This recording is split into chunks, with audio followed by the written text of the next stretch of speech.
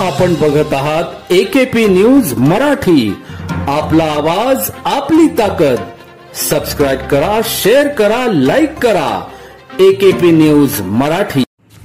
पतंग उडविताना इमारतीच्या 4थ्या मजल्यावरून पाण्याच्या टाकीवरून तोल जाऊन पडल्याने 8 वर्षीय मुलाचा मृत्यू झाला.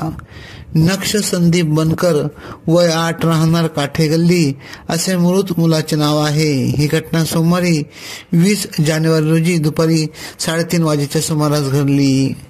नाशिकच्या काठे गल्लीतील पारस पार्क इमारतीवरील पाण्याच्या टाकीवर नक्ष बनकर 2 मित्रांसह पतंग उडवीत होता.